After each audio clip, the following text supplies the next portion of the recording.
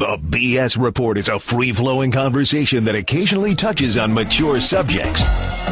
The BS Report. The BS Report with Bill Simmons.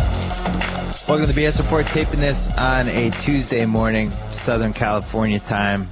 I'm still licking my wounds from the pass interference that wasn't called on Rob Gronkowski. Come on, refs.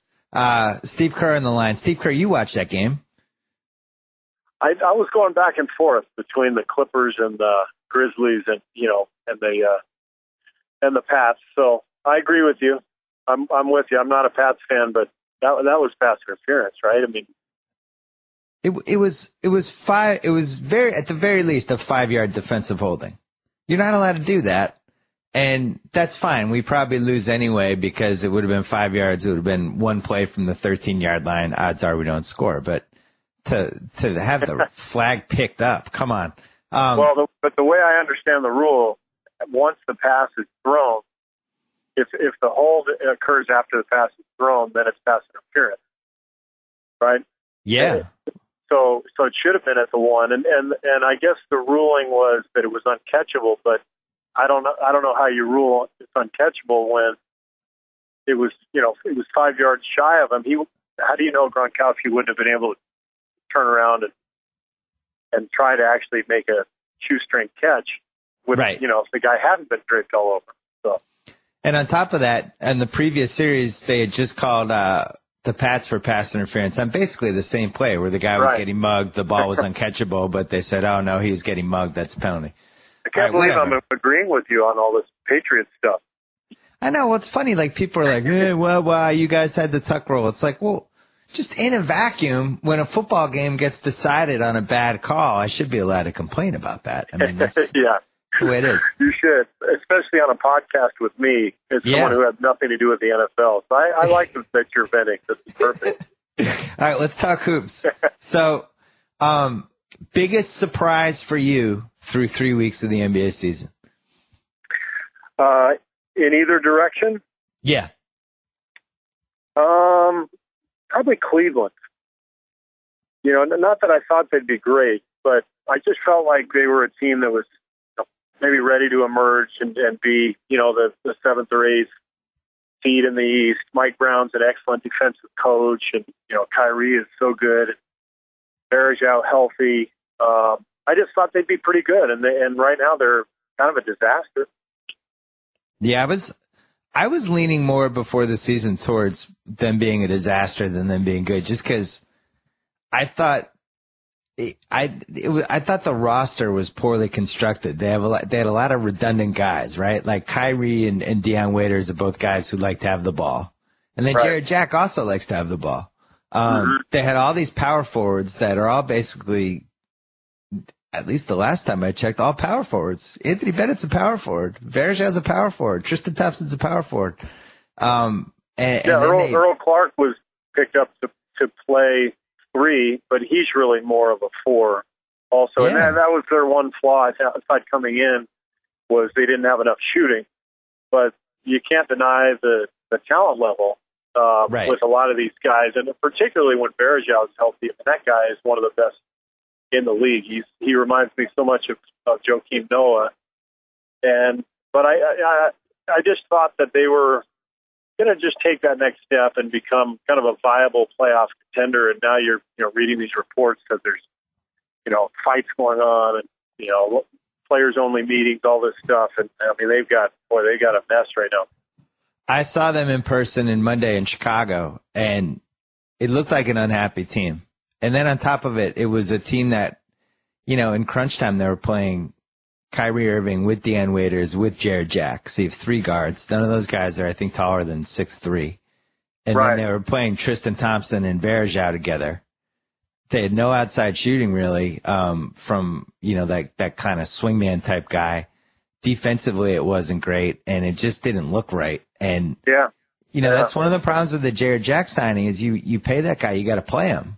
You're not going to sit him in the last 8 minutes. He's was great last year. Well, I think what they saw with Jack was what he did with Curry last year. He seemed to fit really well with Curry because Curry can play off the ball, and I think they felt like Kyrie Irving, because he shoots it so well, could could play 2 and have Jack play the 1. Right. But Waiters is the guy who just doesn't really fit in to the whole equation. I think you kind of mentioned it. He needs the ball, and to me, the biggest problem is he wants to dribble the ball all the time. You know, you really only want one guy on your team who's going to break down the defense off the dribble. You know, once you get more than one, if you get 2 or 3 guys like that, and they all want to do it all the time, then you get no offensive rhythm and no ball movement. And I think that's a problem. The Waiters-Kyrie combination just does not look very good.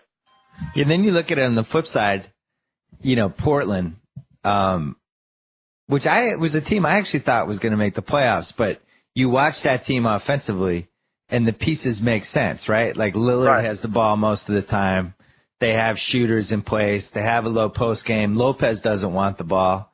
And just the way that the way their 5 guys mesh makes sense. I watched that Cleveland team and it didn't make sense. And, you know, there's already been a lot of scuttlebutt about Dion Waiters as being offered around. And in general, usually around Thanksgiving, that's when you start hearing rumors. I don't remember this early hearing about this many different rumors. I mean, the Knicks are leaking stuff left and right. They're the Amari and Shumpert, Amari and Felton, Shumpert for Fareed, which was a total BS story. They're very active. Ashik, you know, that's quickly became a disaster. He's getting shopped around. The Celtics are willing to trade everybody. Don't you feel like there's going to be a lot of trades, like, sooner than later? Yeah, it feels like it. A lot of teams really kind of struggling to figure out, you know, who they are. And teams that were expecting to be either really good or at least maybe make the playoffs. You know, you mentioned Houston. I mean, that wasn't going to work from the beginning. Yep. The Knicks, I'm kind of willing to give the Knicks a pass because unless they have Tyson Chandler, they can't guard anybody, and it's hard to evaluate the Knicks without Chandler. When he's there, they're actually pretty good. And they had J.R. Smith suspended the first 5 games, which threw off their whole rotation. I think we should give the Knicks a little bit of a pass, but they're a mess right now. They can't figure out, you know, who they are and what they want to do. But Houston's the most intriguing one to me because Ashik, I think, is an elite defender, one of the best in the league. But he's got that crazy contract. I think it's $15 million in the 3rd year, but it only counts 8 on the cap from the way I understand it. Let's talk about that for a second because it's a crazy contract, but not necessarily a bad contract if you're a team with money. So the way it works, I think it's 8.3 each year, or 8, something like that. The cap figure is 8.3, I'm going to say, this year and next year. He only gets $5 million this year, but he gets $15 million next year. So if you trade for him now, it's really $20 million for 2 years. It's just staggered a little unconventionally. $10 million a year for that guy is a good price. And then on top of it, the cap figure is actually less than that, which is beneficial. The cap figure is around 8. But I think there probably are owners who are leery of that 15 number, even though it's not 15 on the cap, but 15 cash next year that you have to pay him. For a guy who you have to really understand him to really appreciate him. I mean, he's a great defender, but you know he struggles offensively unless he's in the perfect system, which he was last year before Dwight came around, and he could just kind of clean up on the weak side. But that's a tough one. I think with the right pieces around him, he's a really effective player in this league. But if it's not the right fit, then he's going to get lost in the shuffle, and you're paying that guy $15 million next year. That's a tough one. Yeah, I mean, the ideal situation for him, and I don't think Darryl would ever do it because I think he thinks probably his team has a chance to win the title. So you don't want to trade with Oklahoma City. But Ashik on Oklahoma City would be life-altering for them. And it's conceivable. Like, you know, they have Perkins' contract that expires next year, and he's going to be out of the league, and that's a terrible contract. But if you give up Dallas's number 1 pick that they have the rights to this year and their own number 1 pick plus Perkins, the contract just as the cap figure to take Ashik back, that's a trade that makes sense to me. And then Darryl could use those first round picks and try to spin them into something else. Yeah, that's one way to look at it. I think they need a player in return, though, this year. I mean, they're planning to be good this year. They feel like they're a contender, and they have a big hole at that stretch 4, which is why you always hear the Ryan Anderson rumors. Well, that's the internet's favorite trade. I mean, that's the one I think all of us would chip in $5 for that trade to happen. I think it makes sense for both teams. I mean, can you imagine New Orleans defensively over the next few years, assuming they could re-sign Asik going forward, but with Asik and Anthony Davis together on that front line, I mean, how are you going to get a shot up over those guys? The other one that makes a lot of sense is Asik for Jeff Green, and the salaries line up pretty well. Jeff Green is somebody like you think about when you go a little bit smaller with Dwight, you have that kind of undersized stretch 4 who can shoot. It just would make sense on that team. I think Portland's a possibility too, because you think like they get Lopez back, they get one more shooter, they get Portland's draft pick, and just Portland upgrading if they could figure out a way to upgrade from Lopez to Asik, I think would now all of a sudden they'd have a chance for like a 4 or 5 seed, I feel like. Portland would be interesting, and I mean they're obviously a great story, 9-2, and I thought they'd be pretty good. I thought they'd be the 7th or 8th seed in the playoffs just because they're very good offensively, and I felt like they'd be better on D. Terry Stotts has made some adjustments with their pick and roll coverage. Lopez, even though he's not a flashy guy who you say, wow, look at that guy, he does some good things for them. He protects the rim, and so their defense has got much better, which has allowed them to finish out games on the road like we've seen the last couple nights in Toronto and Brooklyn. You drafted Lopez. I did. So you have to take that for what it's worth. Maybe I've got a little bias going, but I just think if you want to really compete, in the NBA at a high level, you have to have rim protection of some sort. And like Chicago 2 years ago, the reason they were so great and they were in the conference finals with Miami was their bench play with Gibson and Asik coming in together was so devastating defensively.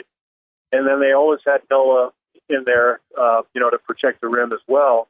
And that's what unless you have LeBron, then you can do things, in an unorthodox manner. You better have somebody who can protect the rim. I like Lopez. Everything that New Orleans did, and I wrote about it. Jalen and I talked about it in our big preview series. I just hated what New Orleans did. Yeah. Like to give away Lopez, who I think was only $5 million this year, to just give him away because you wanted to overpay Tyreek Evans is just nonsensical to me. I'd rather have Lopez. Just in a vacuum, I'd rather have Lopez. But then if I had to pay him half as much as Tyreek Evans, then I would double rather have Lopez. Yeah. Well, and especially when you look at the roster and you already have the guys that New Orleans has, on the wing with Gordon and you've got Drew Holiday. Both guys want the ball. So Tyreek, to me, doesn't fit with those two guys. So you're paying him a lot of money to be kind of a third wheel. Yeah, and it seems like that team has a trade to make. You got to throw them in the mix because I think the way Gordon has been pretty good so far, he's been healthy, and I feel the same way about Verjao. Those are guys I don't trust to stay healthy. I think Cleveland should trade Verjao today because that guy might be hurt in a week. His history says just he goes down. I think Gordon's another one like that I don't know if he's going to be playing a month from now. So if they can flip him in a base game. Well, on the bright side for New Orleans, despite the Tyreek fit and Gordon's health, Anthony Davis is absolutely ridiculous. I mean, he is so good. And over the next 6-8 years, as LeBron fades, I mean, he might be the guy we're talking about in terms of being the best player in the league. Wow. That's really high praise. I just think he's got like a Kevin Garnett type frame, but with a lot more offensive skill. Yep. And he's just scratching the surface. Remember how young he is. I mean, he's supposed to be a junior in college. 6'11", long arms, can run, can shoot the ball. I don't know. I mean, let's move past LeBron. You know, who's the best player in the game in 5 years? Assuming, let's say LeBron is kind of winding down in 5 years. Who would you take? Get Durant's in that conversation. I think Paul George is in the conversation, which surprises me to say that, but I think he's in there. And then I think all of the guys I saw on Tuesday night in Chicago are in the conversation. I agree. That was fun to watch, wasn't it? Oh my God. I don't even know who the best one's going to be, which is so cool. You know, I think the last time this happened was Durant and Odin, where we just went back and forth, and there was really no way to win the argument. But everybody kind of put their feet in, and this time around you have 3 guys instead of 2, which makes it so cool. And I don't even know anything about the Australian guy, but everybody swears that should be in the conversation too. And then Marcus Smart, who people say just made a leap from last year to this year, and also made a really smart decision not coming out, I feel like. He was the one point guard who really played it the right way and waited an extra year. But don't you feel like just the crazy amount of talent in this draft is almost going to dominate this NBA regular season in a lot of ways? Because if you're not in the mix for a title, you want to go the other way. This is the one year you definitely don't want to be in the middle, I think. Don't you think? Yeah, I mean, I think that's kind of always the case, but especially this year, for sure, you're right. But what's great, and what I really like, is that the teams that we kind of pinpointed before the season started to be the tankers, you know, they're not even trying all this stuff. I mean, Philadelphia and Phoenix both look great. I mean, they're competing, they're playing with a lot of energy, they're playing together. Now, I don't think it can last over time, but it is good to see that teams are trying, even if some of their front office moves are geared towards, you know, having a down year, because you just don't. The biggest thing you worry about, you just don't want to see teams just not try. I mean, that's the worst. I hate that.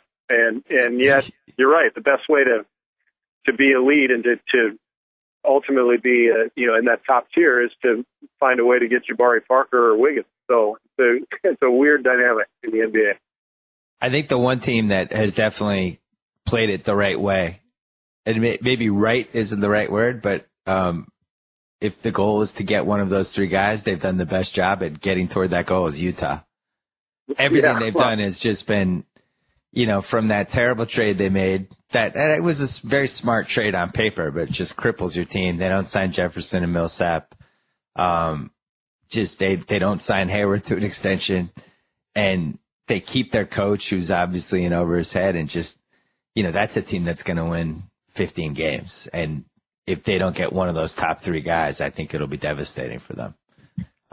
Especially Parker.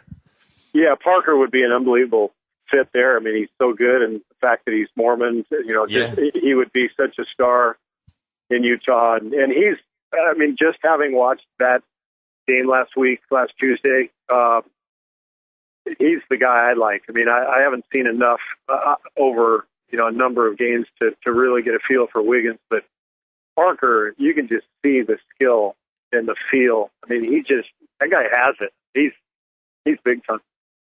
So he's number 1 on the Steve Kerr Power Rankings right now. Right now, yes. In week 2. In week 2 of the college season, he's number 1 on my board. Have you seen him in person yet? No. I was shocked.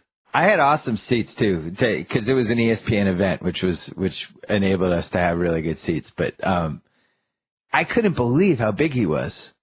I mean, the best way I would describe it was if you breeded Carmelo Anthony's body and Rudy Gay's body, and that was the body that's basically Jabari Parker. He looks like he's about 6'9", so he's got the Rudy Gay size, but he's also thick like Carmelo is, but moves like both of them. And I described it afterwards. It was like watching Carmelo if Carmelo was fun to play with. Yeah, I think that's a great call. I saw Grant Hill a month ago. We had a TNT event. I think we were filming Open Court or something, and I asked him, I said, how's Jabari Parker? And said he was down at Duke, and you know they were all playing pickup, and he said he couldn't believe how strong he was. He said you just don't expect a freshman to have that kind of strength, but he was like bullying people, you know, NBA guys in these pickup games at Duke. So Yeah, I'm with you. And when you combine that with the skill, and then you saw the athleticism when he went up and caught that lob in transition. So now he can jump too. It's like what can he do? He's special. Yeah, people are wondering like if he's a 3 or a 4. To me, he's in this day and age, he's unquestionably a 4. Like he's almost like the perfect 4 for this 21st century basketball that we're watching now. That's tends toward a little bit small ball. They have him playing center, which I think is really interesting. I don't think by choice. It's just for whatever reason Duke doesn't have that 1-6-11 white guy they always have who can play 30 minutes a game at center. Coach K forgot to recruit that guy this year. Wait, isn't there another Plumlee on that team? Yeah, I think he was counting on the third Plumlee to be that guy. Hey, speaking of college, your dudes have a guy who's so exciting that I found myself watching Arizona versus San Diego State last week because I was just captivated. Aaron Gordon. Arizona. Yeah. You guys are back. Loaded. I watched the game last night and they destroyed Fairleigh Dickinson, which you kind of expect that, but it's the most athletic Arizona team I've ever seen. I mean, the guards are catching lobs and ramming in transition, and Gordon is really intriguing. He doesn't have the skill that Parker and Wiggins have, or even Randall, but he's an absolute freak of nature. Plays incredibly hard and has a great handle in transition. Like he gets rebounds and just goes. So he can dribble and pass, but he doesn't really shoot. He can't shoot very well at all, and he's working on that. But kind of a Sean Marion type. I've heard Blake Griffin. People have mentioned that name too. But absolute freak of nature athletically and can guard anybody on the floor. So Duke and Arizona may play each other in the NIT final, which would be fun to watch, and I'm hoping Gordon and Parker end up on each other. That'd be a fun matchup. It's funny. You were a big proponent of college, how to make college basketball better, keep these guys, like all these different ideas. You even wrote a Grantland piece for us about it. And the reality is college basketball is fun when you have the star power. And I don't think I watched any regular season college basketball last year. I didn't really care. There were no guys I wanted to see. Now I'm home on a Thursday night watching Arizona versus San Diego State, and there's 8 teams like that. Like, I'm going to watch the NIT because I want to see Jabari Parker play Aaron Gordon. I thought coming out of high school, I thought he was going to be like a Dominique Wilkins type guy. But just watching him for 10 minutes, he's Blake.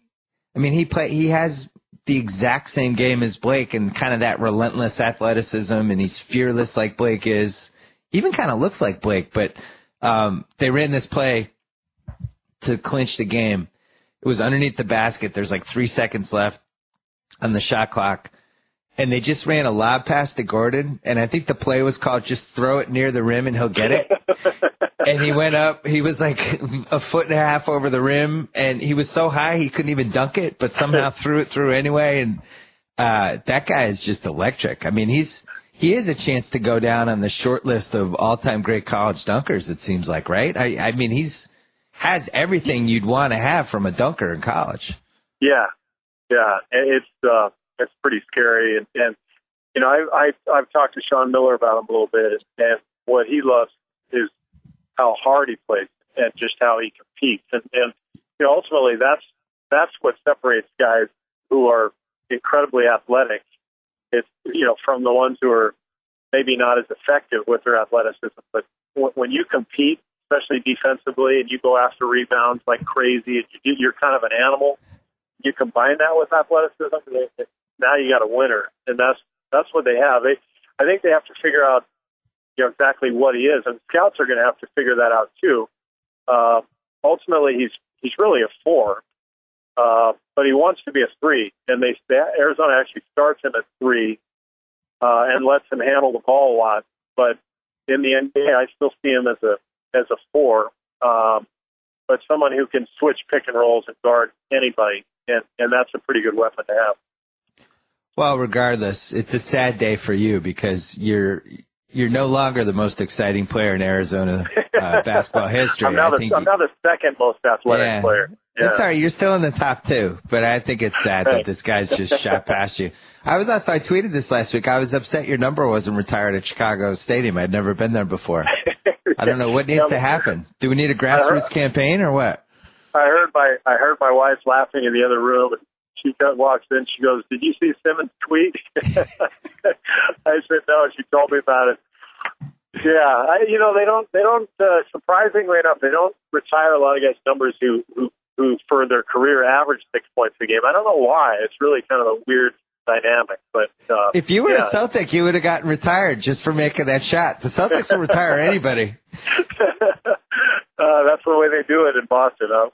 We retired Cedric Maxwell. He played 7 years, 81 Finals MVP, had a great Game 7 against the Lakers, took 85 off, got his number retired anyway. So, hey, back to the NBA. You said you watched the Clippers and the Grizzlies last night. Yeah. I went into this Clippers season thinking that they hadn't solved the fundamental problem of they cannot protect the rim against bigger teams, and just defensively, I just don't trust them. Doc tried to build an offense team, like a team that was just going to outscore everybody. And watching last night, I just don't know if you can win a title if Blake and DeAndre are your crunch time bigs. I've watched it now for 3 years. I just don't see it. And plus you throw in the foul shooting, which is kind of this shadow that hangs over this team in the last 6 minutes of a game. When you watch this team, what needs to happen for them to break through and become a real contender? Well, they're definitely one player short, and that's why they're kind of desperate right now. They're talking to Lamar Odom, and supposedly he's trying to get in shape, and he hasn't been good in 3 years, but that position is just a glaring hole for them.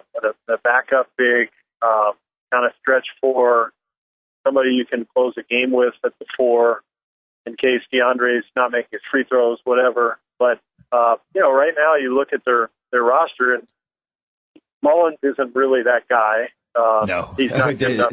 No, sir. Right?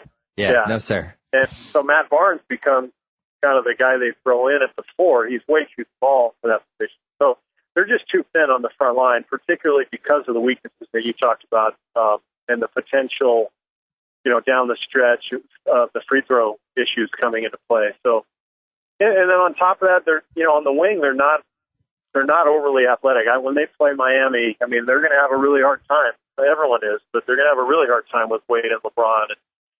So I really like the Clippers. I think they're very good. They're going to win a lot of games, but it's tough to see them winning the whole thing unless they make a move. Super entertaining team. I don't think they have a chance to win a title with the roster the way it is. And I actually think I've seen them twice in person. I went Saturday night and against the Nets, a game they almost lost because Mason Plumlee had the night of his life. But, I think Jamal Crawford is the guy that I would think about moving if I were them. Like, he could disappear tomorrow, and I don't know if the ceiling of that team really changes, because the bottom line is they have Redick and they have Dudley and they have Matt Barnes. I like Willie Green. I never understood why they signed Darren Collison, but I don't think they'd lose a lot if they lost Jamal. It's hit or miss. They always feel like they have to play him in crunch time.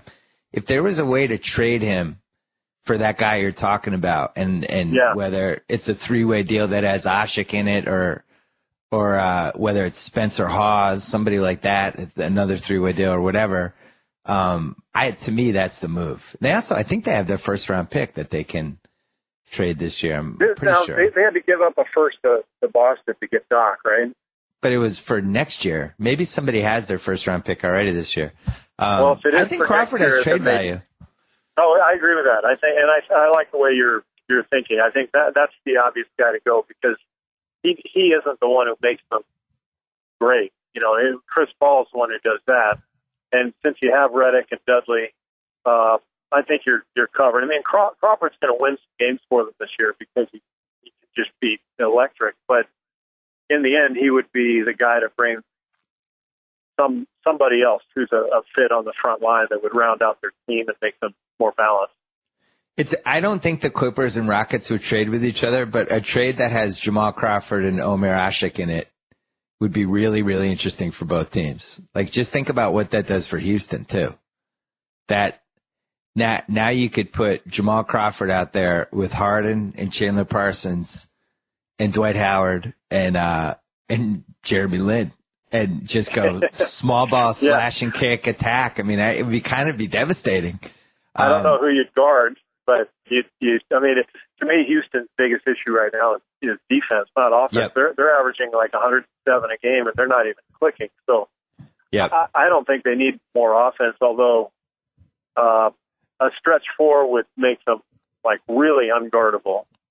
But Houston's biggest problem, and I know I'm kind of changing the subject from the Clips, but Houston's problem is that they don't pay any attention to defense at all, including Harden, who's just phenomenal offensively. But I mean, he has to pick up his game defensively to seriously like talk about him in the same breath as Kobe, Wade, LeBron, those guys. I mean, he has to take that step defensively.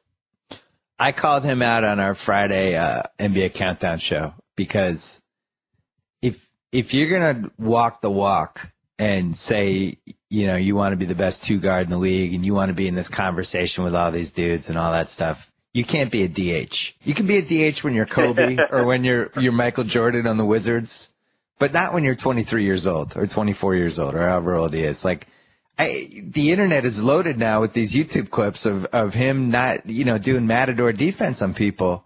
Yeah. And, in general, I've been really disappointed with this Houston team. I don't like the body language at all.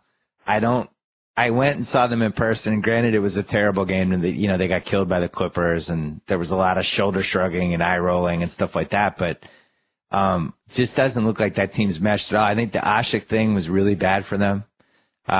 Just to have a guy who's that unhappy in your team who's so unhappy that he had to ask out of a game, that's pretty strange. Have you played with, I guess the most unhappy teammate you had was probably Scottie Pippen, right? When they didn't solve his contract that one year? Yeah, but that was solved pretty easily. I mean, once he kind of got back into the fold, because he was such a huge part of the team and everybody loved him. I mean, that wasn't really that big of a deal. But yeah, the Ashik thing, it forced McHale to play him with Howard together. The only way they could get their money's worth was to play them together for 10 minutes, and those 10 minutes weren't effective. And so all of a sudden now he's upset. And, but when you see championship teams, you've been watching the NBA for a long time. Every NBA champion has something in common, and that's a defensive gear that they can go to make 5-6 stops in a row, where you just shake your head when you're watching. You're saying, "Wow!" I mean, that was incredible. Just the level of effort and intensity, and that's what I respect about Miami so much, is that when push comes to shove, they have that gear where they just stop you and devastate you. And Houston, I haven't seen like one stretch, and I watched them. I've already had 2 of their games. I've watched a couple more on TV. I haven't seen one stretch defensively where they made me say, "Wow!" And that has to happen if they're going to be a real contender. Yeah, and throw the Clippers into that conversation too. The same thing. Yeah, exactly. Your hero Zach Lowe wrote a piece today about the Rockets and had a thing in there about just the deterioration of Dwight Howard's post-up game. And Zach made a point, which was a good one, that even though Dwight was never McHale or Hakeem or Duncan or any of these guys in the low post, he used to be overpowering, and he used to have plays where he, like a little bit like Shaq. If he got the ball in the right spot, he would just turn around and dunk over whoever, and that's not happening anymore. And physically, he looks like he's moving a little better than he did last year. I wouldn't call him overpowering. You've seen him in person twice. What did you think? I think he looks better than last year. His rebound numbers are off the charts, but he's not the same guy that he was 4 years ago. That's for sure. I mean, you're right. He used to be really powerful around the basket, and I think Sam Van Gundy was great for him too. I mean, he really played him the way Dwight needs to be employed, just offensively. Ton of high screens, rolls right to the front of the rim, floor spacing. And he put him in positions where you just couldn't stop him. And he would finish those plays. And now he doesn't finish them quite as often. And that's a pretty big deal because you need those extra 2 or 3 easy hoops per game that he's not getting anymore. I think the foul shooting, I said this to Zach. I talked to Zach this weekend. He was, I knew he was working the column, and we were just talking about Dwight and what could be fixed and not fixed. I do think as somebody's career goes along and the foul shooting becomes a bigger and bigger problem and just doesn't go away, I think it affects their game. And I know for a fact this happened with Antoine Walker. I watched it. I was going to those games. When he started struggling from the free throw line, it changed how he played. And now all of a sudden when he's driving to the basket, he's doing those quick shots because he doesn't want to get fouled. And he's choosing situations where there's no contact over situations with contact. And I wasn't there when this happened to Wilt, but apparently it happened to Wilt Chamberlain too once upon a time. You start settling for these shots that aren't the shots you were making earlier in your career. And I do wonder if that's happened to Dwight. And I wonder if it's in the back of his head at all times that he just doesn't want to get fouled.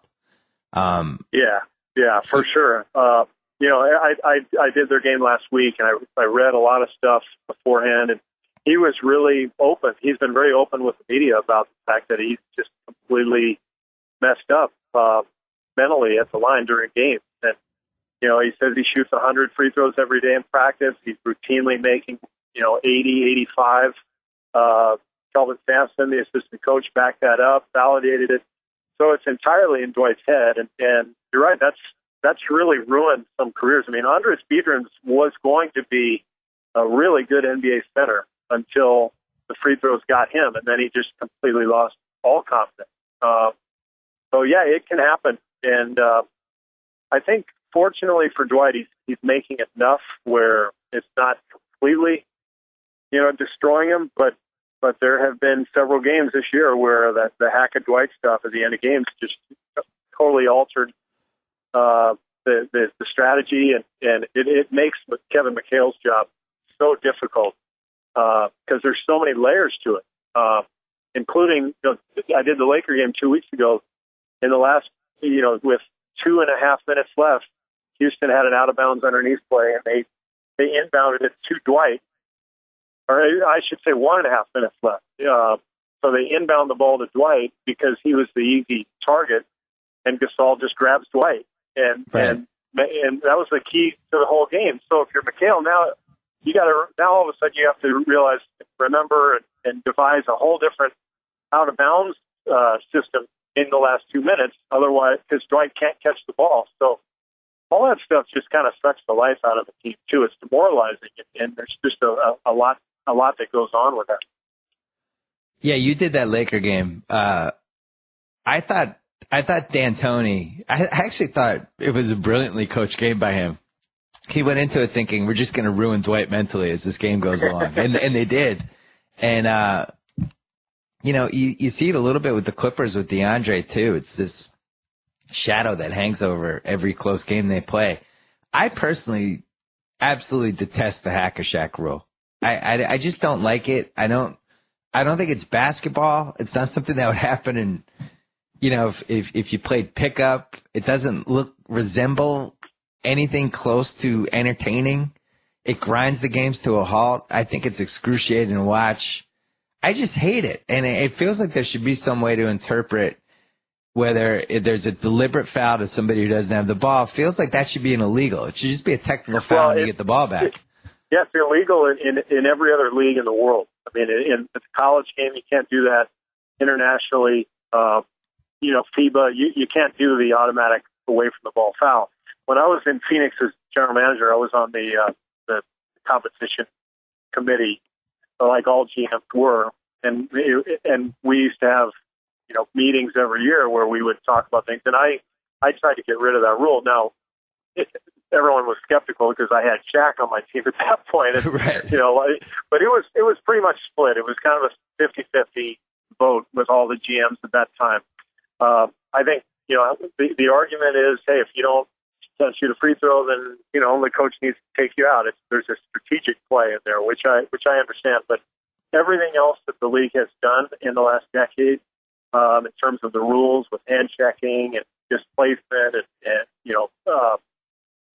chucking cutters and everything else, they've made all those rules very effectively, I should add, with the idea of freedom of movement and play and flow and pace and everything else.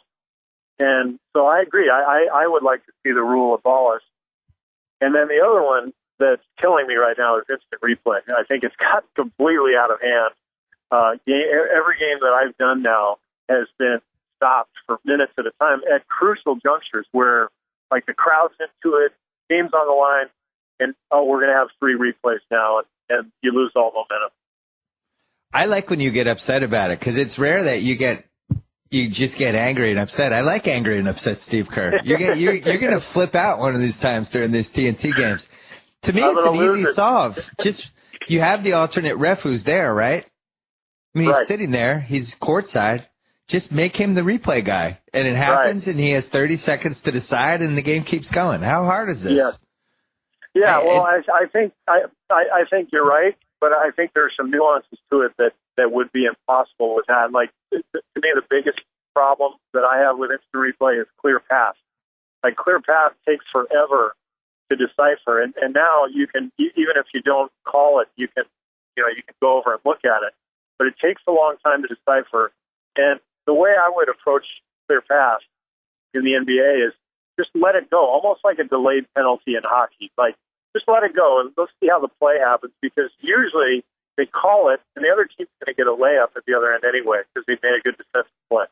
Yeah. And I say just let it go. Let's just keep playing. It's not that big of a deal. And and don't review it. Just call it when it's obvious. And because I think you can see it when it's obvious, where a guy grabs, they keep the guy from getting a layup at the other end. The guy grabs the guy with the ball, like a blatant kind of foul that's keeping the other team from scoring. Just call it. Let's not review clear pass at all. And most of them, let's let play out, and let's just see what happens at the other end. You made too much sense once again. It just, I mean, I don't know how anybody can have a counter to that. And I also, just the hack-a-shack thing just doesn't pass the entertaining test. And it's like, if the goal is to have a product that people like to go to the games and enjoy them, this is my big argument toward the Lakers letting Dwight Howard go versus keeping him. Like, it's not fun to watch Dwight Howard games. I don't like watching him shoot 40% and shoot 17 free throws and make 7 of them. Like, it sucks. It sucks to watch. I agree, and from an entertainment standpoint, and also I think in the end that was the best thing that could have happened to the Lakers, was not having him agree to a $22 million a year salary for the next 5 years, especially with the cap rules the way they are now and how inflexible everything is. I wouldn't want that contract on my books, trying to build a championship team, because he's not LeBron. He's not that guy who you can just build around. He's a very good player, but he's not that guy that you need. He's also not a leader at all, which is something I'm always reminded of every time I watch a game in person. He has no leadership qualities whatsoever. And I do think at some point, leadership can be overrated from time to time. Not everybody who won a title was a leader. But at the same time, you're building a team around somebody who doesn't inspire anything from his teammates, really. It doesn't seem interested in doing so. Yeah. I think that's a problem, And then if you have him and James Harden, that's something James Harden has to be better of. He's kind of, I love James Harden, but he's passive as well, And I think that's something that Westbrook doesn't get enough credit for. Everybody picks apart Westbrook. That dude's a leader. That guy plays with incredible intensity, and it infects his teammates, and he goes balls to the wall the whole time, and he inspires people, and I just like watching him. I'm a big Westbrook fan. One guy we didn't mention yet. It's sad. We might have to raise the BS or lower the BS report flag to half mast for this part of the conversation. It looks like Kevin Garnett, he's not done yet, but he might be close, and he's a step slow. And I watched a lot of games that guy played over the last 5 years, and if he was a pitcher, it's the difference between he used to throw 93 and now he's throwing 87. And it is what it is. And I don't know if it's going to get better or not, but Brooklyn is 3-7. It's not great. Darren Williams is already hurt. They look slow. They don't get fast break points at all. It's just a slow team. It's almost like a team out of the 1970s. If you're a Brooklyn fan, would you start to panic yet? It's not quite panic time, but it's nervous time. And I think if you're a Celtics fan, which obviously you are, you're salivating right now because you basically have their draft for the next 5 years. It's incredible. You have 3 of their first, and in one of the years, in the other year you can swap. All right, the fourth year you can swap. So this year, 2014, they get the lower pick between the Nets and Atlanta. The team that's really excited right now is Atlanta, who actually are probably going to have a better record than Brooklyn unless they blow that team up. So the Celtics get the worst pick from that. They get unprotected in 16 and 18, and they have the right to swap with Brooklyn in 17. It's pretty tasty. This could be a disaster, and I think people acknowledged that when it happened, that it was for Brooklyn. It was, hey, we're going for it, and we got a shot here. Let's go for it. And for Boston, it's all right. Well, we're playing for 5 years from now, but this is a pretty good opportunity to get some great young talent. And I mean, right now, obviously, it looks like it's going to be a home run for Boston, but long way to go. And Brooklyn, when they get healthy, they're not going to get younger, but they are going to get healthier, and that's that will help. But what's interesting to me is we have one of those potential division disasters. Where the division winner automatically gets the 4 seed. Right.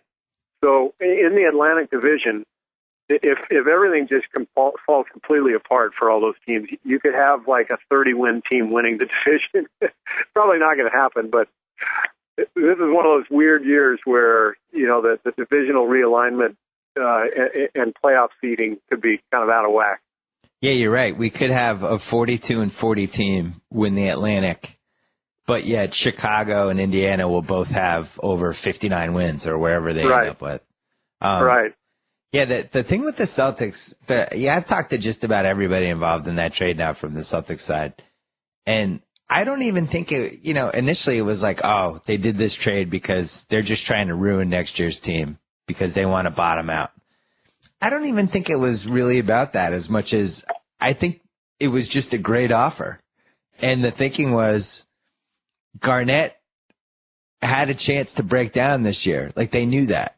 Pierce was heading into the final year of his contract. He's entering the 16th year of his career. He had a chance to break down too. He hasn't yet. He's looked okay.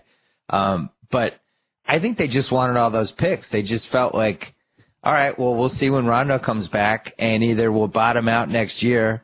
If Rondo comes back early and we hit a home run with our coach, maybe we go the other way and we have all these assets that we can try to trade, and try to get good right away. They're in a much better place. I think watching Garnett and Pierce this year and thinking about them on this Celtics team with Brad Stevens and all these weird pieces they have, and I just think it would have been a weird season. I hated the trade when it happened, but I think I was wrong. It was the best trade for them. Yeah, no, I mean, for the future, it was absolutely the right thing. It was a painful trade for Celtics fans. But what did people in Boston, what were they saying about Danny Ainge when the trade happened? Were they upset with him? I think it was just one of those, the trade made sense on paper. We get it. But you're trading a guy, Pierce is 15 years on the team, and a guy who we went through every possible stage with that guy. And then KG was just beloved. And, it makes sense on paper. It's worked out great. But on the other hand, like my dad texted me on Friday night, he went to the game. Portland beat them in Boston. It was my dad's first game of the year because just for whatever reason hadn't been no game yet. And he was just like texted me in the second quarter, this sucks. Really, this is brutal. Like this team is, they have the 3 best players in the court at Portland. And, we're running plays for Jeff Green and there's no energy in the building. And this just really sucks. Yeah. And you know what though? He would have sent the same text if Garnett and Pierce were running up and down the court at half speed, and they were losing, and there was no hope for the future. So I think Celtics fans are going to go through some pain regardless. I agree. And the good news is the coach has been incredible. He's just watching game in, game out, just the plays they run, the stuff they get out of bounds. Yeah, he's how sharp. prepared everyone is. Whole team plays hard. They've been in every game. It's definitely not one of those teams that you watch and you go, ooh, like this is bad. This team's not on the same page. On the flip side of that, the Jason Kidd buzz is really starting to build here. I went Saturday night, saw them in person. I thought their bench was really locked in. The team was playing hard. He seemed a little overwhelmed. I just got emails yesterday from people I know who went to the Nets game who said he just looked over his head last night. I know you've been watching. Is it too early to get concerned that he might not be a coach?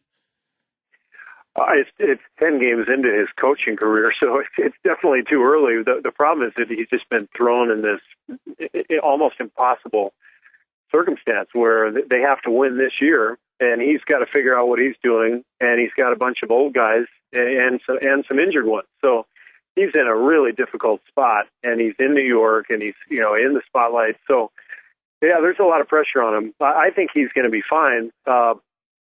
But Brad Stevens, there's one of the reasons he took the Celtics job is he knew he was going to have like 3 years of a honeymoon period when everyone knew the Celtics weren't going to be that great, and so he could figure out what he was doing. And this is a guy who was one of the best college coaches in the country. I mean, he's been in this profession for more than a decade. So it's totally different for Jason on every level, and it's unfair to judge him as a coach based on 10 games, but the circumstances kind of force us all to do so because Brooklyn has said, this is their year. So he's just in a tough spot. I know it's unfair, but I'm kind of mad at myself that I didn't think about this earlier. I just assumed Jason Kidd, he's a coach on the floor. This will be an easy transition. He's got veteran guys. If anyone can do it, it's him. But there's really not a precedent for this, is there? Can you remember somebody going directly from playing to being a head coach? Not even having taken a year off just to watch basketball as a TV analyst or something? I can't remember this happening before. You'd probably have to go back to the late 60s, early 70s with the player coach with Lenny Wilkins or Bill Russell. But that was such a different era, obviously, especially in terms of the scrutiny or lack thereof. But the scrutiny here is the big part of it, right? I mean, it's not like he's just taken over the Orlando Magic. This is one of the most high-profile teams we have. Yeah, and obviously we're in an era where Zach Lowe's going to write an article every week detailing every single detail of a team's offense, and he's just one of 100 guys who's doing that. I mean, every single day, coaches and players get judged. I mean, there's report cards every day for you go to these any one of a number of websites, and you get a report card for the team for that day and the coach, and so it's a really difficult time to try to find your bearings as a coach when you've never done it before. And again, in the biggest media capital of the country, and with a team that has to win now, and they're not building for the future. That's tough. And also on top of that, your franchise point guard is a top 5 most difficult guy to coach out of all the good players, I would say. Well, let me ask you this: so what year did you retire? 2003. 2003. Oh yeah. So you retired. You won the last ring in San Antonio. Could you have just immediately started coaching a team 4 months later? No. What would have been your hesitations? What would have been my hesitation? Yeah, if somebody, let's say, I'm trying to think of an awesome veteran team. The Lakers. Let's say the Lakers, Phil Jackson's leaving. The Lakers want you to take over. You have Kobe and Shaq and Karl Malone and Gary Payton, and you're going to be in LA in this big fishbowl. And they offered you $5 million a year to do it. Well, I mean, That's tough. That's a tough one to turn down, and I'm sure Jason kind of felt the same way. How do you turn down that Nets job when it's right there for you? But no, I wouldn't have felt prepared, and I think coming from TV is a little different. Guys like Doc and Mark Jackson and maybe a couple others have done it and been pretty successful. But that's with a chance to get away and kind of see the league from a different perspective and have a chance to really visit with coaches and learn some different things instead of just diving head first. But, even that for me, going right from TV to the general manager position in Phoenix was difficult, and there were some growing pains there. And so I don't think there's any position in life where you can just, if you've never done it before, you can just dive in head first and say, okay, this is going to be easy. There's always going to be an adjustment period. That's why I think in the end, when you take one of these jobs, whether it's GM or coach in the NBA, everything is about where the team is and what are the expectations and the timing of when you take it. I think Brad Stevens was brilliant to take that Celtics job when he did. Yeah. And Mark Jackson got to the Warriors at the right time. They weren't any good, but they had some good young talent, and he had a year where, even though it was painful, I'm sure he learned a lot during that first year when they didn't win. But expected to win right away and no chance for that adjustment period, that's really, really difficult. I don't think people give enough credit to just doing something that you've never done before and how hard that is. Yeah, I was thinking about that last year because, I started doing the studio, the countdown show. I had never done TV like that. And now doing it this second year is so much easier because it's like, oh, well, this, and then we're doing this, and I know this, and I know not to do this. And, you learn 37 things as the year goes along, what to do, what not to do, how to prepare, and all this stuff. Coaching an NBA team is 1,000 times more complicated than that. And yeah, I can't imagine I can't imagine getting just thrown into that. And I never really thought about it. I just assumed Kid would know how to do it because he played.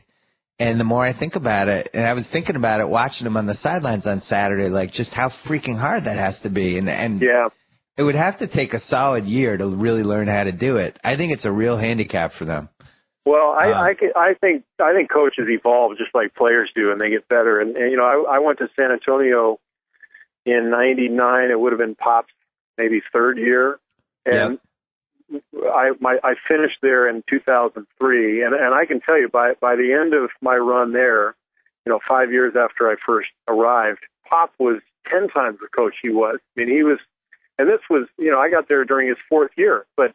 He had to evolve just like everybody does, and the way he evolved was offensively. We early on we were really vanilla, and some of it was just personnel. We didn't have Parker and Ginobili, but we were very vanilla. And Pop was a guy who just believed in defense and rebounding and don't make mistakes. And you look at them now; they're the most dynamic offensive team in the league. They run the best stuff in the league. We didn't run all that stuff, and again, we didn't have that dynamic backcourt talent, but my point is Pop has gotten much better as a coach, and that's going to be the case for everybody if they do it long enough and they get good at it. They're going to get better. But he wasn't Pop the first day he coached Spurs. He wasn't the same guy that he is now. That's for sure. And he also had the benefit of he took over during that season when they were tanking for Tim Duncan. That's and right. got basically a 50 game or 60 game, whatever it was, little trial run there to work on stuff. But you look at guys like Vogel and Spoelstra. Vogel was working video and doing. They worked their way up. Yeah, worked his way up. Spoelstra, same thing. George Karl and Phil Jackson both coached in the CBA. It's like anything else. You need work. You need some experience. And I think, the environment in which you gain that experience is really critical in the NBA. And I think you can do it. I think guys have proven they can do it right away if they're given a team that needs to grow, and they can grow along with that team. Right. But when the expectations are off the charts right away, that's as I've said, it's pretty tough. Yeah, fascinating story to watch, and so one of the really good subplots of the season, I feel like, because it could be a disaster or it could be something that if he gets good at it quicker than usual. I still like the guys on that team. I think they're actually built better for the playoffs when everything slows down, but they got to make sure they don't get knocked out of this whole thing completely. Last question. Oh, go ahead. No, I was just going to say, and I also like Jason Kidd's potential as a coach. I mean, I think he's got the temperament that you like in a coach. I think he's respected.